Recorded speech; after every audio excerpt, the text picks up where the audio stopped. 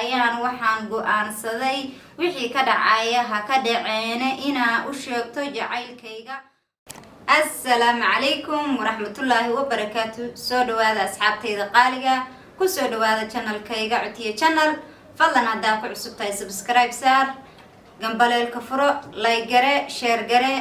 aad iyo aad baa u mahadsantihiin, commentigaagana muhiim waaye. soo dhawaada asxaabay. maanta waxaa inii hayaa qiso aad u xanuun badan oo ay nala soo wadaagtay gabar walaasheena aad iyo aad aniga ii qiiro gelisay oo maasha Allah waxay nagula soo waraagtay dhanka oo WhatsApp.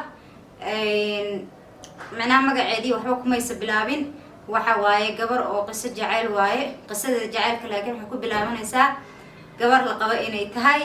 marka asxaabay siday noogu soo qortay sida u arkaysaan teleefanka ka akrinaynaa insha Allah biidnillah. isla socod wanaagsan waa bilaabanaynaa. aad iyo aad bay u xanuun badan tahay qisadan. waxaan ka codsanayaa videogan inaad dhammaysatiin, kabacdina gabadha walaashayna talooyina ina weydiisatay aad talooyinkana la soo wadaagi doontiin dhanka commenti ama facebookayga oo insha Allah dhanka hoose aynu kusoo qori doono. aad iyo aad baa u mahadsantihiin asxaabteyda qaaliga. aad iyo aad baan idinku mahadcelinayaa marka koobaad subscribe-ta aad siiseen, wax walba ay samayseen. thank you so much ayaa ina leeyahay. farxadna ku noolaada meel kasta aad joogtiin. hadda waxaan bilaabanaynaa insha Allah gabadha qisada nala soo wadaagtay. waa u gudagelaynaa asxaabteyda qaaliga. isla socod wanaagsan. ugu horreyn waxay ku bilowday, waa aniga qisadayda way ku bilowday sida tan ayay ku bilaabanaysaa. waxaan ahay gabar Soomaaliyeed oo muddo badan la nool xanuunka jacaylka. waxaan ahaa gabar xaas ah oo reerkeeda iyo ninkeeda si fiican u dhaqanayso.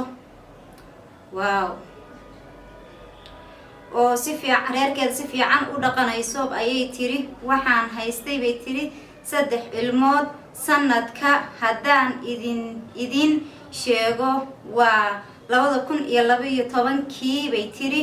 waxaan ku noolaa magaalo Boorama la yiraahdo oo ku taalo Somaliland. aad iyo aad u mahadsantahay gabadhaas oo nala soo wadaagtay qisadii. sii wadna qisadeena. habeenada kamid ah oo ninkii i qabay bay tiri safar ku maqan yahay ayaa waxaa isoo wacay lambar aana markaas aqoon u lahayn. dhabtii bay tiri waa lay qabay oo xaas baan ahaa. ninka markaas i qabay wuxuu ahaa nin lay siiyay yaraantaydii oo jacayl umaan guursan. ereyga jacayl la yiraahdo oo jacayl umaan guursan bay tiri. ereyga jacaylna dhagta baan ka maqli jiray bay tiri asxaabteeda qaaliga.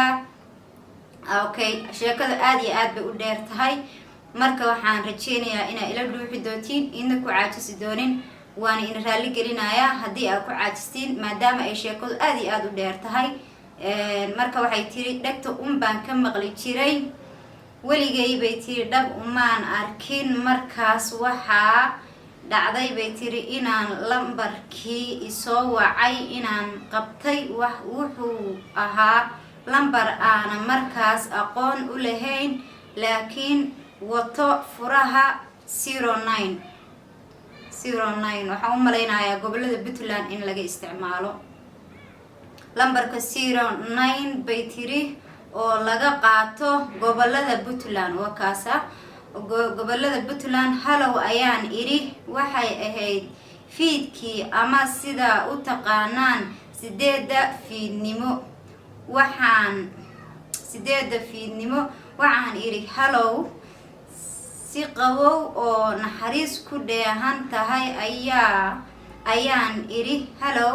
wuxuu ahaa wiil aad markaas codkiisa maqashi dareenkaaga iyo damiirkaaguba isbedelayo. okay, isbedelayo bay tiri. aan isku arkay wiilkaas wuu igu soo qaldamay oo lambar kale ayuu raadinayay. wuxuu igu yiri walaal aaway hebel oo aan iri walaal hebelkee markaasuu igu yiri oo raali oo camal wuxuu igu yiri bay tiri oo camal raali noqo walaal lambar ayaan kugu soo qalday dhabtii markuu sidaas ila hadlay ayaan waxaan dareemay wax aana weligay hadda ka hor waxay ka wadaa markaas ka hor hadda ka hor aana dareemin dhabtii waxaan u qaaday bay tiri wiilkaas jacayl xad dhaafa wallaahi bilaahi walaya jacayl xad dhaafa waxaan bilaabay bay tiri inaan anna sidii uu igu soo qalday lambarka si lamida aan markaste u waco okay aan ka socono u waco si aan codkiisa u maqlo markuu idhibsaday oo aan dhowr jeer wacay anoo wax dana kala hadleen ayaan waxaanba bilaabay inaan hurdo iyo hooyaadba uga guuro markaan muddo sidaas ahaa ayaan waxaan go-aansaday wixii dhacaya ha ka dhaceene anigala laga dhawaa ka dhacday meesha waxay tiri wixii dhacayaba ha dhaceene inaan u sheegto jacaylkayga anoo ana ka qariyay bay tiri in lay qabo waxay tiri micnaha sheekadeeda saa u fahanay gabadha wiil baa isoo wacay wiilkii markuu isoo wacay micnaha sheekada sidaa u fahantaan waa inii sharaxayaa aniga hal maraan akhriyay marka sidaa u fahmay waxay tiri anoo lay qabo oo 3 ilmood leh oo meel degan oo xaas ah baa waxaa hameenada kamid ah waxaa igu soo khaldamay lambar baa igu soo khaldamay aan aqoon u lahayn and then markuu igu soo khaldamay lambarkii waan qabtay lambarkii markaan qabtay wiil ayaa micnaha wiil buu ahaa waxaan iri halo waa ka qabtay camal micnaha waa iska garanaysaa qofkii wuxuu ku yiri walaal lambarkii qofkii lahaa meeye ayaa ku tiri okay marka aan kasii socono hurdo iyo hoyaadba uga guuro markaan muddo sidaas ahaa ayaan waxaan go-aansaday wixii ka dhacaya ha ka dhaceene inaa u sheegto jacaylkayga anoo ka qariyay bay tiri in lay qabo maadaama aan aad u da-yaraa ilmahaan dhalay ka sokow igamuusa dareemi karin hadalkayga inaan qof xaas ah ahay waxaan u qaaday jacayl xaddhaaf ah waxaan u sheegtay inaan aad u jeclahay inkastoo uusan iga aqbalin bay tiri markii ugu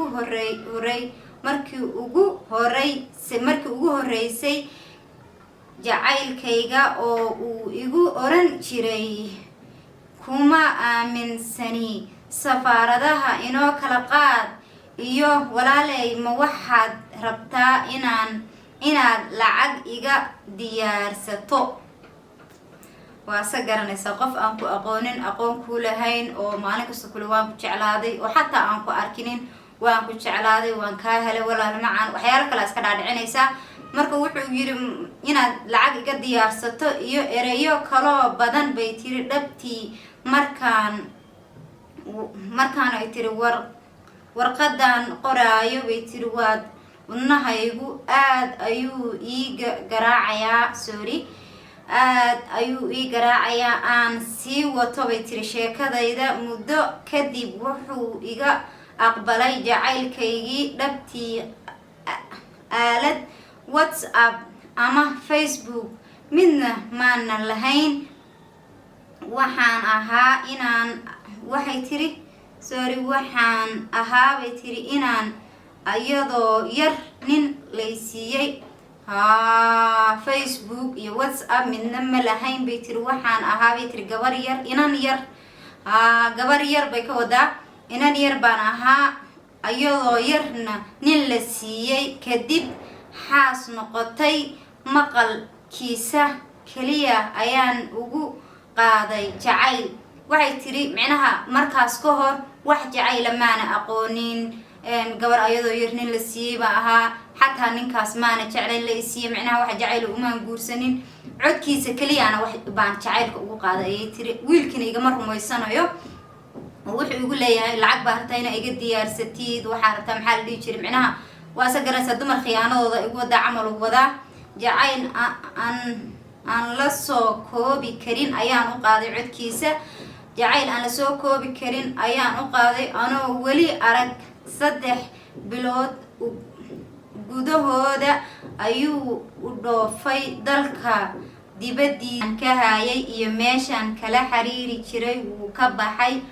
wuxuu ii sheegay markuu sidaas u tago America inuu isoo wacayo lambarkaygana uuba dusha ka hayo macnaha way isjeclaadeen wiilkii gabadhii waa jacaylku ka aqbalay dalka dibadiisa u dhoofay lambarkii ay kala xiriirso Soomaaliya ay wada joogeen wuu ka tagay markuu saa America u tagana wuu soo wacayaa okay sheekadan halkaan ka sii wadno wixii maalintaas ka dambeeyay bay tiri murugo ayaa ii bilaabatay iyo inaan adduunkan kali ku ahay waxaan nacay bay tiri noloshaan markii haystay waxaan iska furay ninkii markaas i qabay haddana nasiib daro waxaan waayay qofkaan jeclaa waxaan muddo dheer la daalaadhacayay bay tiri jacaylkaas aadka u xanuunka badan bay tiri gabadha walaasheena aad iyo aad baan uga xunahay